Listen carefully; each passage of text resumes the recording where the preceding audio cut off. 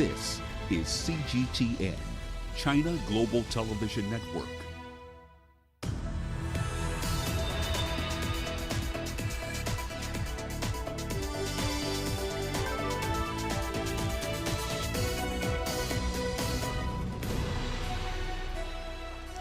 Hello there and welcome to Global Business Africa. We'll be giving you insight into Africa's business and financial markets. I'm Uche Okoronkwo, coming to you from Kenya's capital, Nairobi. Let's start with a look at the markets. Now, stock markets climbed higher today, reversing much of the previous session's losses. Analysts say that investors used the dip in prices to bet that the latest COVID-19 variant wouldn't derail the economic recovery. Now, today saw MSCI's emerging market stock index rising more than 1% as worries about the Omicron variant showed signs of ebbing. On the continent, however, Nigerian stocks continue to weaken. The oil share fell by almost 2% today, as we saw MTN Nigeria, which is the NSE's second biggest listed firm, falling 10% on the day to a 5-week low. That's after, of course, the firm opened its sale to retail investors in an IPO. Also, the market has taken a hit this week from investors' risk-off disposition to banking stocks. Some of the banks in the red today are Zenith Bank, Guarantee Trust Bank, and Union Bank. Now, also coming up on today's show, South Africa's unemployment rate hits a new high of 34.9%. China puts an end to a preferential tariff scheme that affects 32 nations. And we try out a ride-hailing app that connects commuters with buses in Ghana. Well, we start off today's show in South Africa. The country's unemployment crisis is worsening. Statistics South Africa has released the third quarter labor force survey, and it shows that unemployment is at a new high of 34.9%. Here's Sumitra Naidu with the details. For years, South Africa has been battling to stem unemployment from rising. COVID-19 has added to the country's woes. The number of not economically active increased by 988,000 people between the two quarters, of which the discouraged work seekers took a larger chunk. Trade, community and social services, as well as construction, recorded the highest employment losses. Trade having lost 309,000 jobs, community and social services having lost 210,000 jobs, and construction having lost 65,000 jobs. The impacts of the civil unrest in July was included in the latest data. Thousands lost their jobs after hundreds of businesses in Gauteng and KwaZulu-Natal were destroyed. The looting and damages cost the economy $3.4 billion. Young people are the worst affected. Those aged 15 to 24 years and 25 to 34 years recorded the highest unemployment rates of 66.5% and 43.8% respectively. We are seeing that not only are young people unemployed and not able to get any economic activity, and neither are they in education. It says the kind of higher education degrees that South Africa produces do not necessarily meet the demand of the labor market or what the kind of jobs that are out there. On the upside, the finance sector continued to show resilience, adding a quarterly increase of 138,000 jobs. But the rest of the formal sector lost 571,000 jobs. The problem has always been the fact that we have micro and macroeconomic policies that are unable to reduce the unemployment rate. The measures that were put in place as a response to COVID have had quite a negative impact on the economy. Various attempts to boost job creation have either failed or are making very slow progress. South Africa's unemployment was at 25% in 2011. This rate has risen 10% in the last decade. Sumitra Naidu, CGTN, Johannesburg, South Africa. And still in South Africa, nearly 200,000 Zimbabweans with special permits now face an uncertain Christmas. And that's after the South African government announced that it won't renew them at the end of the year. Here's Angelo Coppola with the details. It's estimated that at least 180,000 Zimbabweans are on these special visas and will have to reapply for new visas individually. People aren't surprised by the decision. To a huge extent, we are not really shocked. We have expected that, especially considering, the right-wing populist rhetoric that's been going in South Africa since particularly 2016, the municipal election, where we noticed that a lot of people, even in the government of the ANC, have ordinarily been speaking, against migration, and people, tending to say South Africa has got too many migrants. A series of special permits have been on offer to Zimbabweans since 2010. That's 11 years now. They've made their professional, social lives, all sorts of networks in this country. It's an obvious setback to start to realize you've got 12 months to pack up and go, because essentially all these people got into these permits because they could not get into mainstream permits. A legal challenge is looming, and it's based on the right to permanent residency after a qualifying period, in this case 5 years. Ordinarily, in terms of permanent residence, they should have acquired permanent residence, despite the fact that the permits themselves have got that disclaimer clause that says they will not culminate into someone applying for permanent residence. So we just want to find out, what the court will say about that, because we believe that that disclaimer clause cannot be enforced, because people do qualify by virtue of the fact that they've been in the country for over 5 years. Many Zimbabweans on those legal permits will wait for the legal challenge, but they don't have a choice. They left their country for specific reasons. The most likely reality is a lot of people will go illegal. The circumstances that pushed people to migrate to South Africa still exist, be it political or be it economic, which mostly was economic issues. So the economy of Zimbabwe is a well-known thing currently, is still in problems. And the reality is a lot of people still find refuge here. There may well be some unintended consequences when it comes to that 12-month grace period and when it's finished, and what Zimbabweans are actually going to do that are in South Africa. I'm Angelo Coppola for CGTN in Johannesburg, South Africa. Meanwhile, South African President Cyril Ramaphosa has called for the lifting of the travel ban imposed on his country and other countries in the Southern Africa region since the discovery of the Omicron variant. Now, he says such bans will have devastating effects in the long run. Ramaphosa made those comments after a meeting with his Nigerian counterpart in Abuja. The visit is part of his tour to 4 West African nations. As African countries, we are standing united against the imposition of arbitrary and discriminatory restrictions that are not only unscientific, but counterproductive in the long run.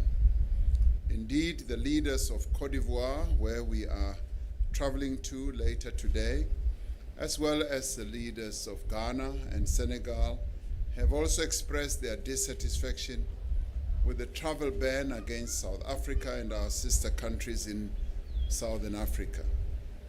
This is a global pandemic, and overcoming it requires that we collaborate and work together as a collective.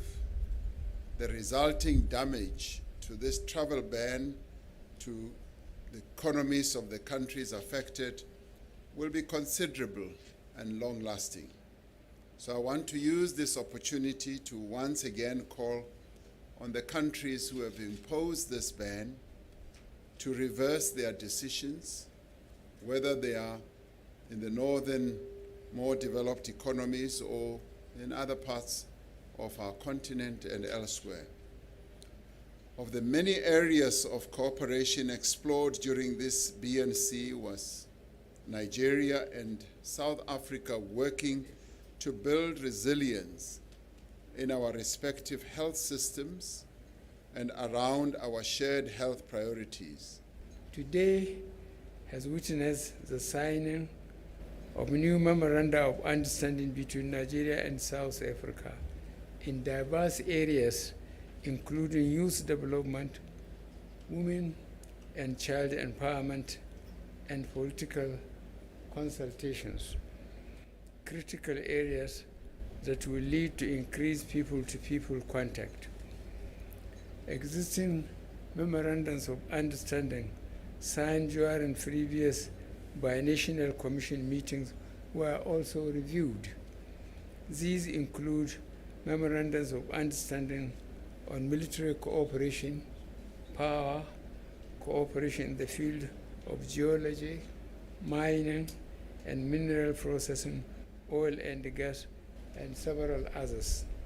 Today, we also jointly launched the Nigeria-South Africa Youth Dialogue, another veritable tool for interaction among our youth with the aim of creating shared values and aspirations. Now, of course, today Nigeria confirmed 3 cases of the Omicron variant of COVID-19 in the country. The Nigeria Center for Disease Control says that these first cases of the variant were discovered in travelers who arrived in the country from South Africa. Here's CGTN's Deji Bademosi with more on that story. The announcement did not come as a surprise at all, as many health experts in the country had since been warning that it was only a matter of time before the Omicron variant is discovered here. Travel between South Africa and Nigeria is still allowed. Now, the Director General of the NCDC, Ifedayo Adetifa, says the new variant was discovered following routine travel tests required of all international travelers and genomic sequencing at its laboratory. Travelers were said to have arrived the country last week. The NCDC boss says contact tracing has now begun to identify all those who may have come in contact with the travelers. Lawmakers in the country have asked the government to impose flight restrictions to curb the spread of the new variant in the country. Nigeria plans to vaccinate 70% of its population by next year to achieve herd immunity, but it is still way off that target. Just over 6 million people have so far got the COVID-19 jab in the country. The government is now imposing vaccine mandates to get more people to take the vaccine. Deji Bademasi, CGTN, Lagos, Nigeria.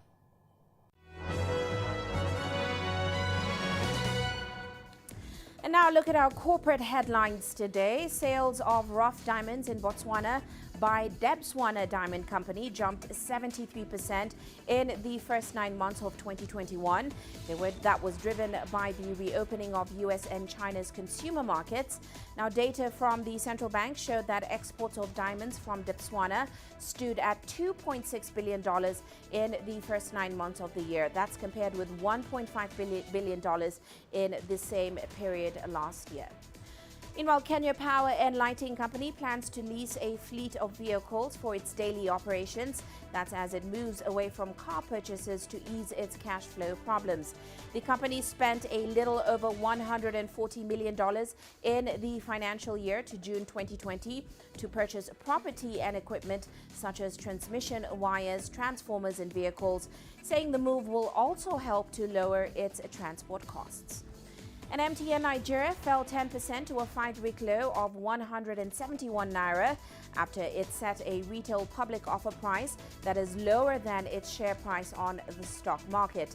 The Nigerian unit of the South African telecom group, MTN, opened its sale to retail investors on Wednesday at 160 naira per share. Now, MTN listed its Nigerian business in Lagos just 2 years ago at 90 naira each to become the second largest stock by market cap. In March 2020, its shares fell back to the listing price due to lockdowns to slow the spread of coronavirus. And German labor union IG Metall has called for strikes at aircraft maker Airbus and its unit Premium Aerotech. That's amid a dispute over the business future structure. Now, the dispute centers around a shakeup announced in April, under which Airbus Premium Aerotech unit will be split off, with part of it combined with other Airbus manufacturing plants and the rest folded into a new business. And that's a look at our corporate headlines.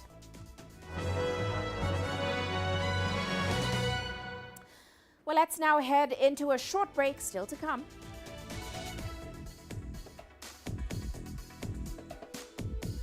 Angola's special economic zone is projected to drive more growth in the coming years.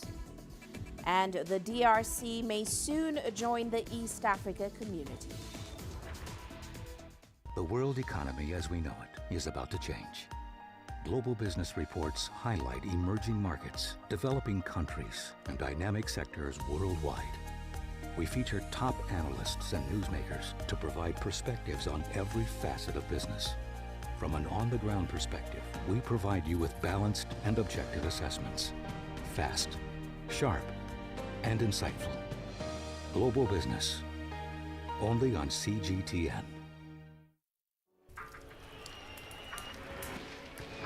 So this is it. I'm just about to be shot. Tense here. Bottles are being thrown. As they do so, there are about 3 critical bridges here in Malawi. That's one of them. We're going to cross that bridge. As you can see behind me, police forces who are replying with gas. Gas just came in. Tear gas, so it's all begun now. Divisions leading the charge into West Mosul have brought us here. Just got to be careful here with some gunshots. This is where most of the fighting has been concentrated. This is the front line now after 9 days of fighting. We're about 2 to 3 kilometers from within the front clear line. view of this front line position.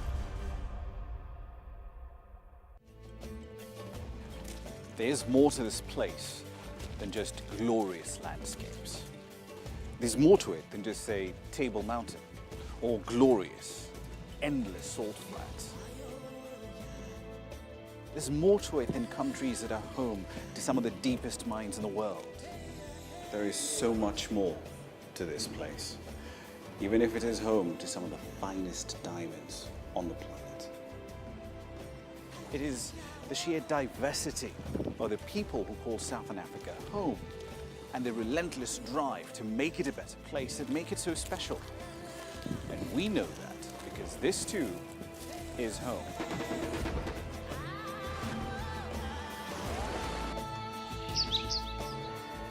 No one knows Southern Africa like we do. CGTN, see the difference.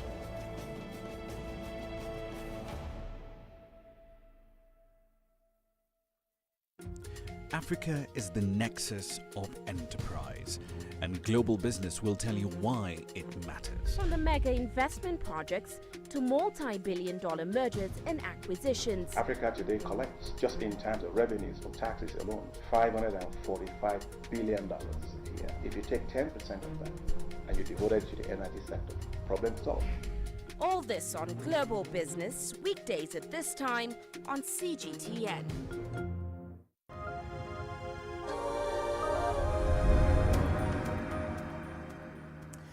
Welcome back. Now, the 8th Ministerial Conference of the Forum on China-Africa Cooperation recently concluded in Dakar, Senegal. One of the highlights of the FOCAC meeting is cooperation in the area of e-commerce, which of course has been growing fast in recent years. While CGTN's Yasser Hakim reports on how Egypt is partnering with China to boost this thriving sector. China is Egypt's largest trading partner, with about $14 billion worth of trade recorded in 2020, a 2% increase year-on-year in spite of the outbreak of the coronavirus pandemic. Experts are already bracing for more trade after Chinese President Xi Jinping's latest speech at the FOCAC summit in Senegal. The main point in the Chinese president's speech focused on the mutual effort to develop the African labor force up to the latest technologies, either through training and development centers in Africa or sending African workers for training in China. We can see the increasing appetite by China for more investments and more trade with the African continent. And this can be bolstered by the fast growth of e-commerce as an easier form of trade. Chinese companies have a big share of e-commerce globally. Meanwhile, Egypt is applying a mega digital transformation strategy, expanding internet access, user penetration, and thus creating a culture of e-commerce in Africa's second largest economy. And most of the purchased products are from China, but there are still challenges in the current climate. One of the main challenges we face is that we need more storage space, we need logistical stores, also high shipping costs after the latest supply shortage chain and high freight price will raise products prices. We expect a flourish in e-commerce, but for it to be sustainable, tariffs have to be slashed and there must be logistical facilities, dry ports to store products and avoid long periods of delays. countries. If we can solve these issues, then trade will multiply.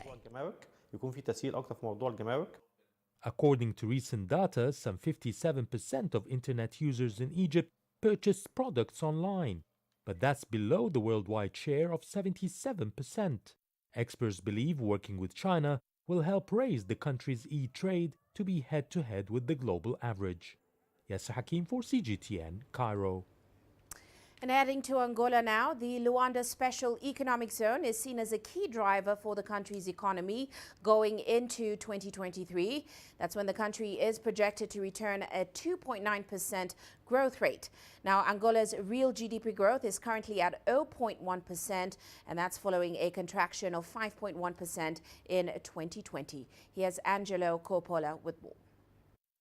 The economic zone is all about government implementing strategies to promote non-oil sector related GDP growth, mainly by diversifying and prioritizing investments in other areas like agriculture, mining and energy. We have analyzed since 2019 about 94 projects, and 20 of them are implemented, and it was possible to attract to zone about $140 million.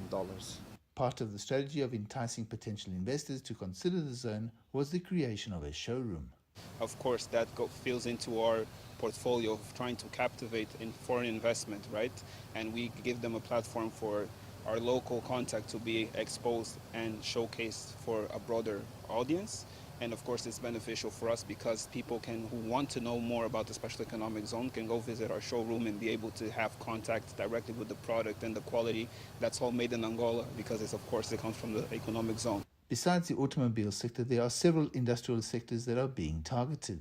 Food sectors, manufacturing sectors, and also health sectors, because we need to have more companies to make equipment of the sector of wealth, because we need it, because we don't have.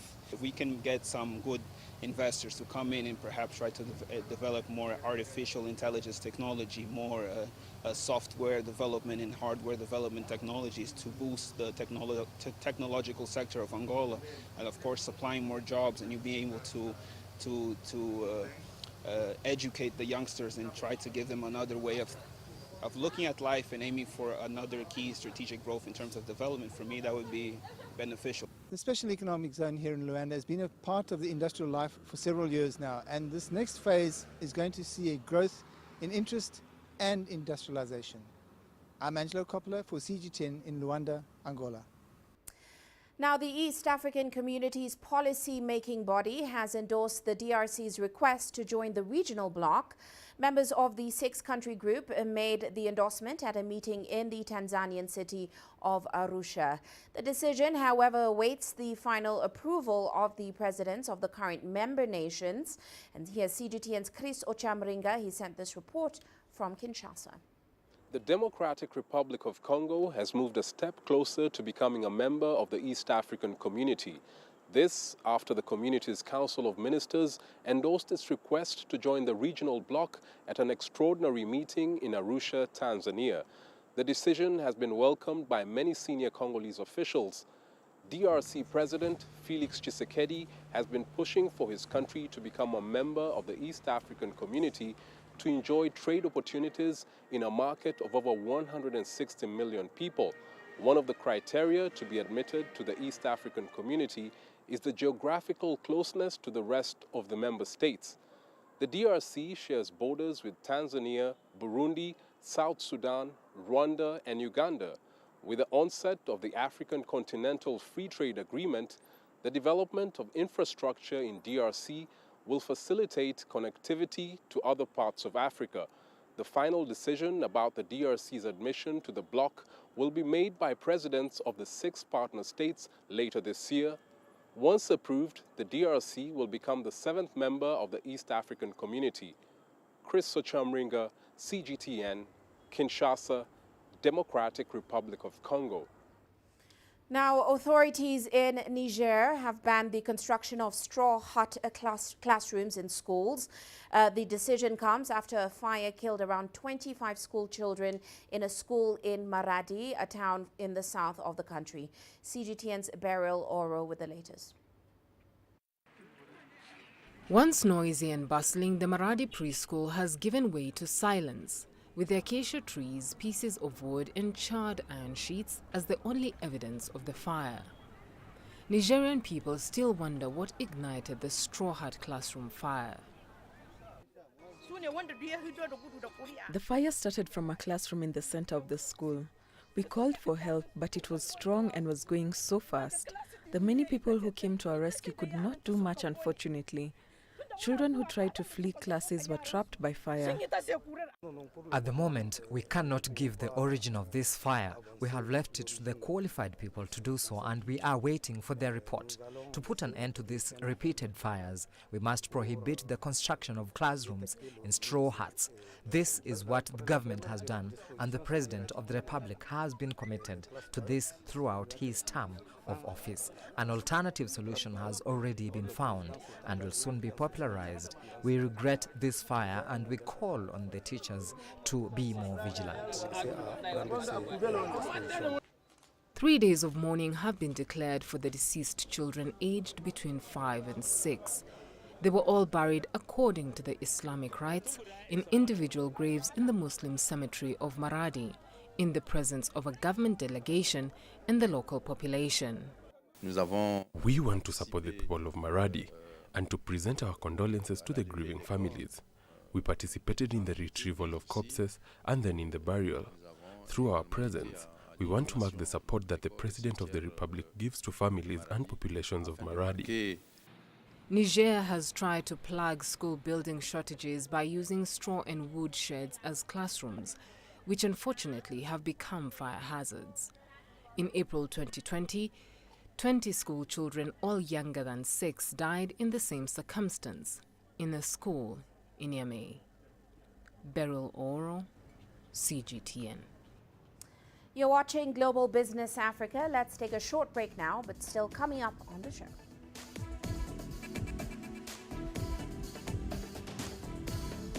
China puts an end to a preferential tariff scheme that affects 32 nations. And New York, Miami are racing to become the next Bitcoin hubs. Change is on the horizon. Through the shifting of time, Africa's emerging tech landscape is creating new channels. There's a hunger for local African content globally. Shaped by innovation, carved out by a new generation of digital entrepreneurs, sculpted by a mobile revolution, and trickling down to the most remote corners of the continent. TechSpot is seeking out the new concepts in technology, disrupting Africa's traditional sectors.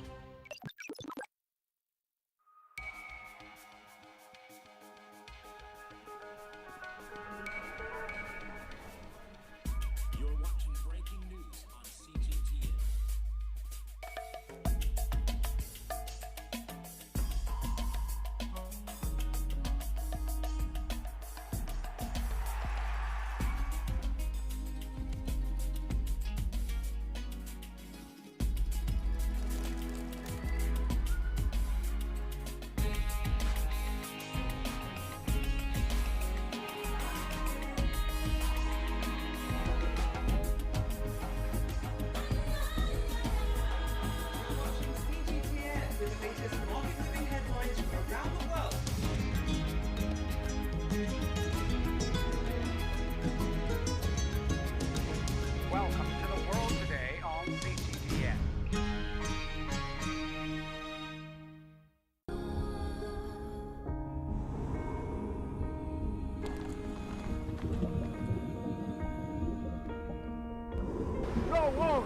No one again, he can hold in guns. Machine guns from police forces towards the protesters.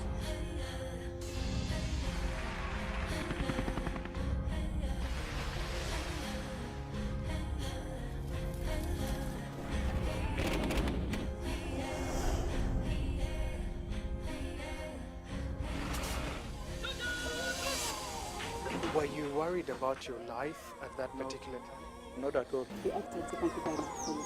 What is your assessment of the state of the continent today? Africa has the potential to power itself. Excuse me.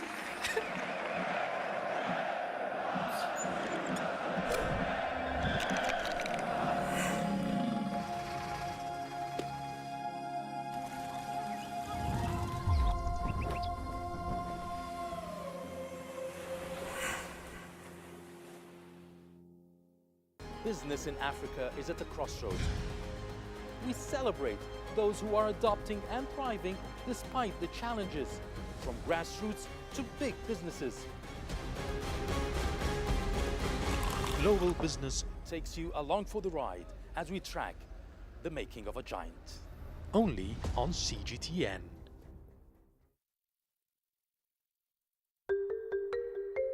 How will your world change today? What happens here? What happens there? Or what do you make happen for yourself? If it matters to you, it matters to us too. Your stories are the stories that need to be told. Africa Live. Find your voice. I try to not let it affect me, but there are days when it does. I'm a human being, and to see patients in a hospital bed and their family members are not there, there's no one there to hold their hand, that human touch, you know?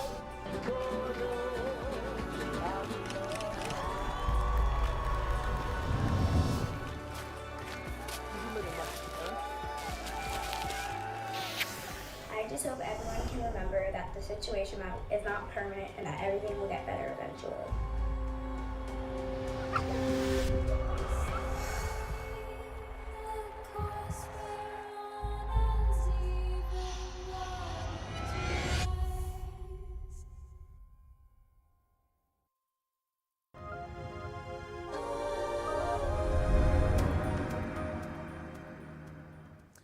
Welcome back, and now to some international news. China's General Administration of Customs has stopped issuing certificates of origin under the generalized system of preferences for exports to about 32 countries. Now, the move marks an end to the preferential tariff scheme. The affected countries include the 27 EU member states, the UK, Canada, Turkey, Ukraine, and Liechtenstein.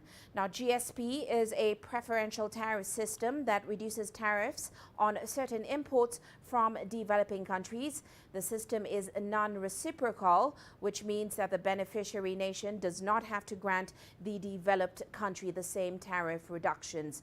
Now, China has not received GSP privileges from any of the above-mentioned nations for several years now, since its income status was elevated to an upper-middle-income country by the World Bank.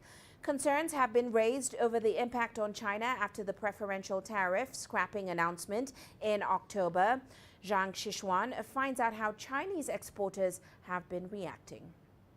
With the global economy having been gradually recovering from COVID-19's outbreak last year, China's exporters have been receiving more promising signals. They include Wang Qingqing, a trade manager at a Shanghai-based textile exporter. He now deals with orders worth around $1 million every month, back up to the same level as before the outbreak.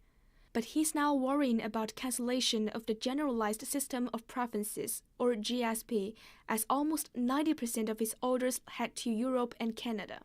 He expects his clients will be transferring their increased costs to suppliers like him by asking for lower prices. In the terms of the GSP effective, the importer will just pay around 8% to 12%.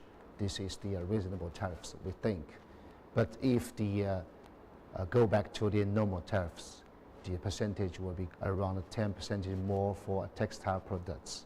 Wang says his company will accelerate innovation in new textile products so as to hold on to its competitiveness. And while labor-intensive and low-margin businesses could be the worst hurt, Industrial materials manufacturer Saint-Gobain sees a relatively small impact on its business from the cancellation. This reduction of the preferential tariff has been reduced progressively. Actually, so it has started already several years ago for some of our products. So the last mile, which has still to be done starting 1st of December, will have a very slow impact on our business. We have massive inflation of raw material, of transportation cost nowadays, and this is a big impact. The company now mainly exports industrial materials like silicone sealant, PU sealant, and structural adhesive from China to America, Europe, and Southeast Asia. It's been so confident in the market that just last week, the company completed purchase of a factory in Anhui to expand its production. Experts say the trade volume in the past few years provides exporters with some cushion against increased tariffs. From 2012 to 2019, the EU countries, the UK, Turkey, and Canada have gradually cancelled their GSPs with China, as Chinese products are becoming increasingly competitive in global trade. But China's exports to EU have been steadily growing. In 2020, China became the EU's largest trade partner. The cancellation of the GSP could wind up having a greater impact on companies in Europe, as supply chains there has been suffering large bottlenecks. China has been accorded preferential tariff treatment since 1978, with more than 40 nations offering lower tariffs in some goods. So in the short term, the cancellation of 32 nations may bring some fluctuation in pricing. But on the other hand, some new agreements like the 15-nation Regional Comprehensive Economic Partnership, which will take effect on January 1st, will bring some new opportunities for exporters. RCEP will consolidate Asia's industrial chains. From 2008 to 2018, trade growth in Asia was first in the world, and so was its foreign direct investment. The thriving economy means trade will be more predictable and continue rising. Ministry of Commerce data shows China's foreign trade reached almost $4.9 trillion during the first 10 months of the year, already exceeding the full-year amount for 2020 and reaching a record high. Its exports accounted for 14.6% of the world's total, while imports accounted for 12% during the first half of the year. Zhang Shixuan, ICS for CGTN, Shanghai. Now, on a good day, you might feel like you're walking on sunshine. But how about walking on a solar pavement in Budapest, Hungary, which now turns that sunshine into electricity? It's one of the innovations at Planet Budapest, Central Europe's showcase of eco-innovation. Here's Linda Kennedy with more. Planet Budapest, home to the latest technology and gadgets from Central Europe. The expo features mostly Hungarian, Czech, Polish and Slovak companies which have developed products to save energy, reduce waste and improve air quality. Like this solar sidewalk. 25 square metres of this electric avenue can power a family home. It's just like solar panels on a roof, with one important difference. We had to make it tough. It has a 10 millimeter tempered glass surface. Which makes it possible for cars to ride on. We don't want to build open roads, we don't want to build highways out of this, but if you have a family house with a garage, you have a driveway. You can put it on your driveway easily and it will be no problem if you drive on with your car. The expo covers 20,000 square metres and has 180 exhibitors. At the expo, there is an innovation on every stand, like this reverse vending machine. I didn't drink this, but this is for demonstration purposes. It goes in like that. Over here, you press the button with the money mentioned, and then you get a ticket, which you can take to the supermarket checkout and get money back. What's interesting about this is that the company behind it does the machine, it does the compression of the bottles and the cans that goes in it, and all the logistics are done by electric vehicles. This irrigation bag prolongs the life of large trees, which store carbon in their trunks and leaves. Trees shouldn't be watered at the base, the Czech bag developer says, but several metres away to ensure outermost roots are kept strong. Their message to maximise tree carbon storage: preserve more, plant less. To replace one large oak, we have to plant something about 3,000 trees of size which are normally planted in the cities. So extreme number of trees which we don't have space. When it comes to patents filed for green tech and innovation, the countries that dominate are China, Japan, the US, Germany and South Korea. This expo marks Central Europe's ambition to join that list and have some fun on the way. Linda Kennedy, CGTN, Budapest. Now, the United States is moving to require all air travelers entering the country to show a negative COVID-19 test performed within 1 day of departure. That's in response to concerns about the new Omicron coronavirus variant. Now, currently vaccinated international air travelers can present a negative test result obtained within 3 days from their point of departure. On Tuesday, the U.S. Center for Disease Control and Prevention advised Americans against travel to Niger, Papua New Guinea, Poland and Trinidad and Tobago, citing COVID-19 concerns. Stricter rules are expected to be announced on Thursday. The president has remained non-committal on plans to revise restrictions on Southern Africa. Well, it kind of depends. It's going week to week here to determine what we need and what the state of affairs. We're going to learn a lot more in the next couple of weeks about the lethality of this virus, about how much it spreads, about whether what we have can control it, etc. So it'll depend on those issues.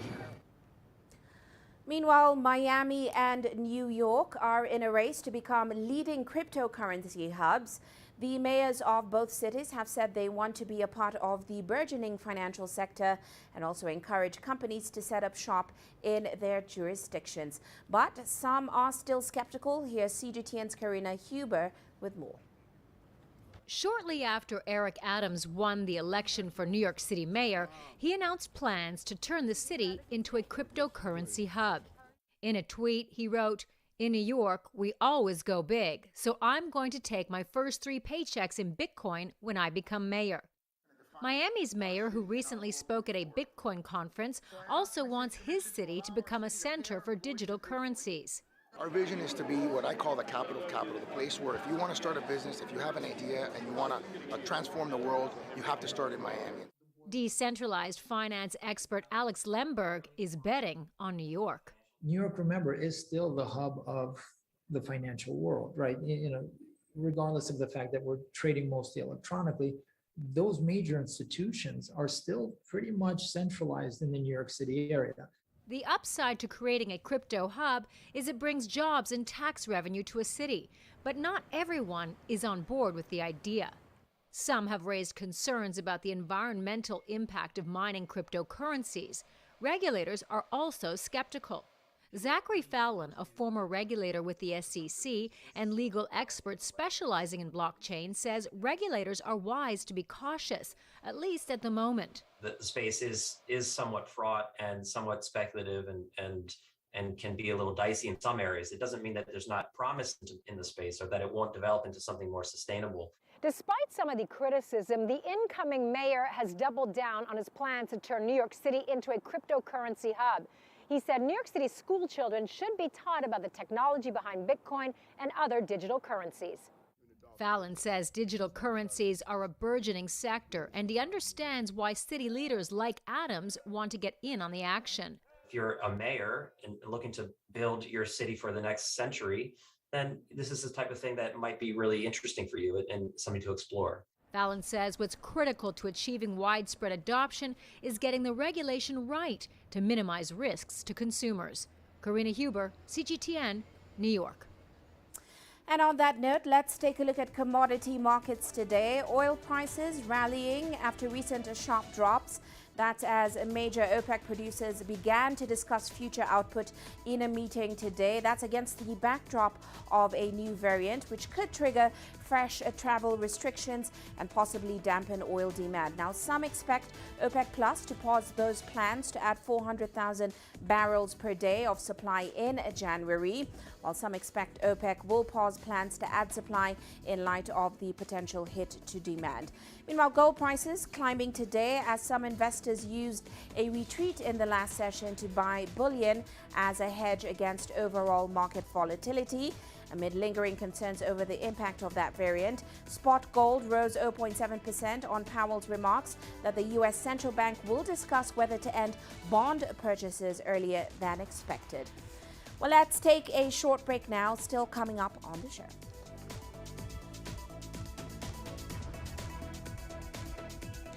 We'll try out a ride-hailing app that connects commuters with buses in Ghana.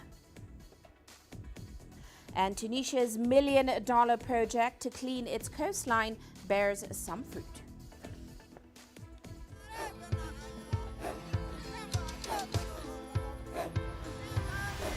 Africa is a continent of diversity, with varied climate and enchanting geography, and a people so distinct, but with a shared enduring spirit. We are at the heart of the continent to bring you the untold stories. Let's have a look. We celebrate Africa as it shapes its own destiny. Aden, Tunis, Cairo, Juba, Johannesburg, Ethiopia, Tanzania. Africa Live. Find your voice.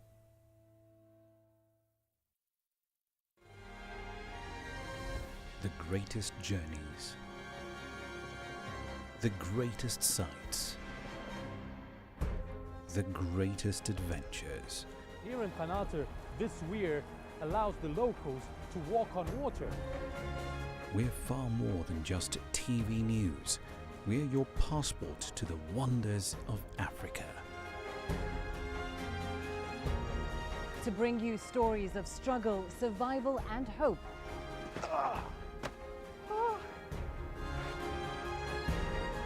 So let's explore.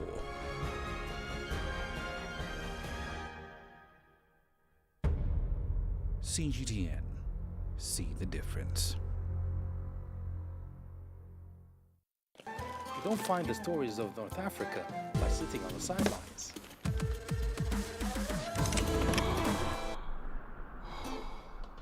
No one else will take you where we can in North Africa. And no one else will show you what it's all about. CGTN, see the difference.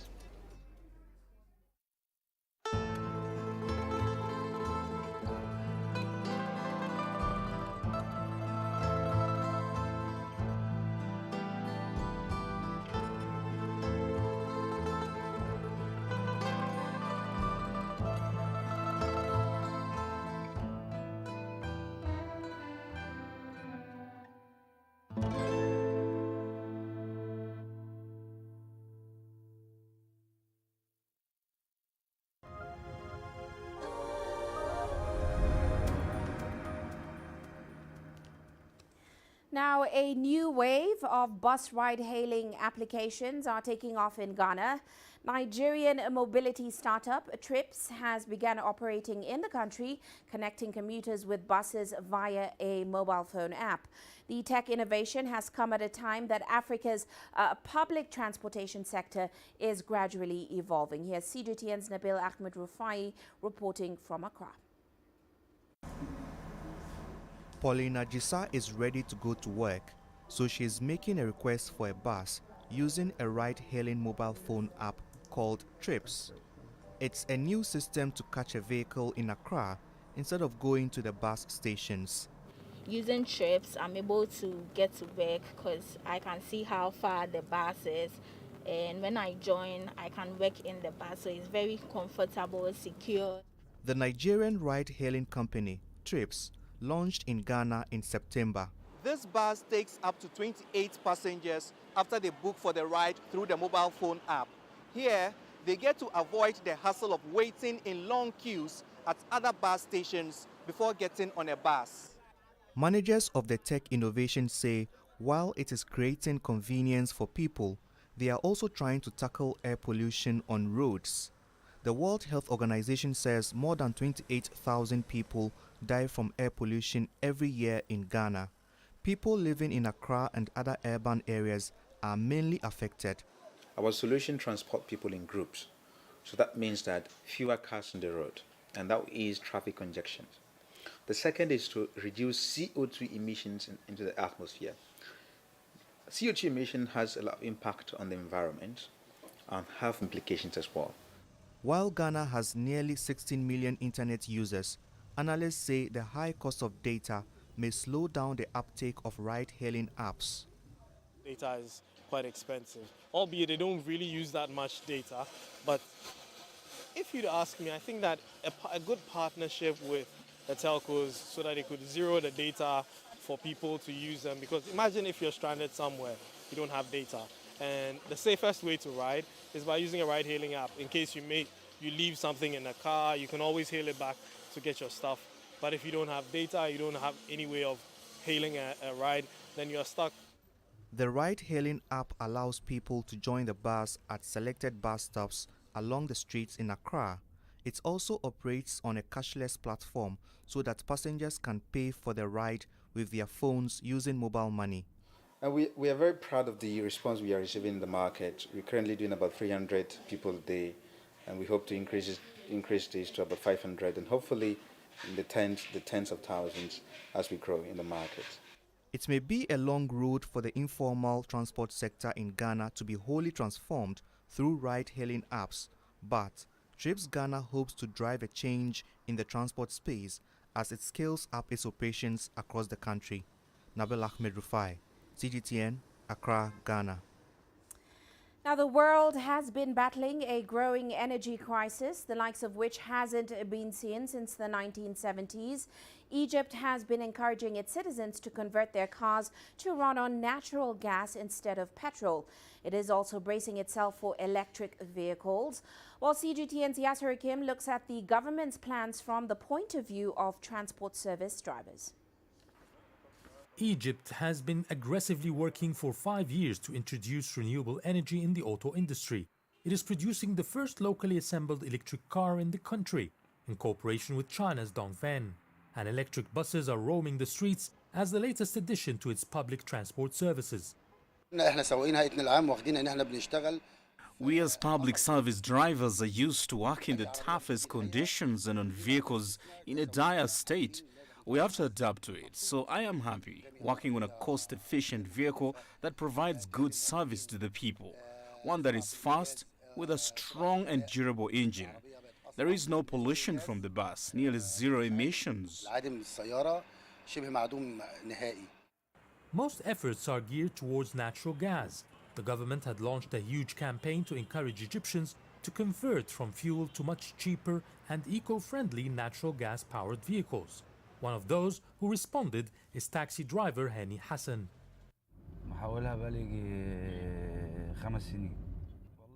I converted my car 5 years ago. My colleagues worked on natural gas cars and they told me it is good and efficient. I said I will try. So I did install it and it's doing well. For example, 100 Egyptian pounds of fuel would last about 120 kilometers distance. I now pay 30 or 40 Egyptian pounds on gas to run the same distance. Gas is better than fuel.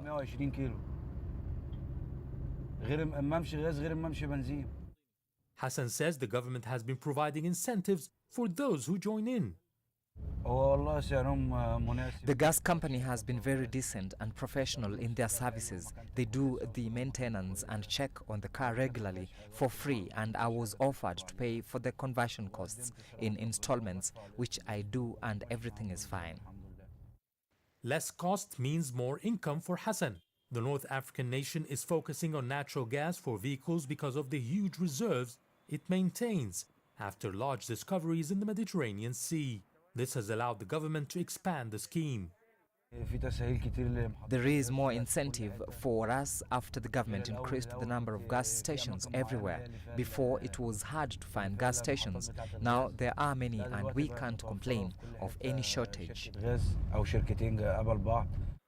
Converting to natural gas-powered vehicles has also shielded owners like Hassan from the latest global energy crisis, which has forced the government to increase fuel prices twice in a couple of months. Yes, Hakim for CGTN, Cairo. Now, authorities in Tunisia say the first and second phases of the country's coastal protection program have resulted in the rehabilitation of 30 kilometers. The project will cost around $35 million. From Tunis, here is Anin Shaushi with the details. The Coastline Protection Program is the result of cooperation between the Tunisian state and the German federal government to redevelop the Tunisian coast and protect it against the impacts of climate change, including coastal erosion. The first and the second phase of the project has protected over 11 kilometers of coast of the Kekena Island from erosion. We also protected Rafraf Beach in the north from erosion over 2 kilometers. Moreover, this program allowed the redevelopment of beach dunes in 4 regions in an ecological manner. The second phase of the program, 2015-2020, has protected 4.5 kilometers of the coasts, extending from the city of Sousse to Hergla. The last phase of the program has protected the 6.5 coastline, extending from Soliman Beach to Hamanchor in the Grand Tunis district.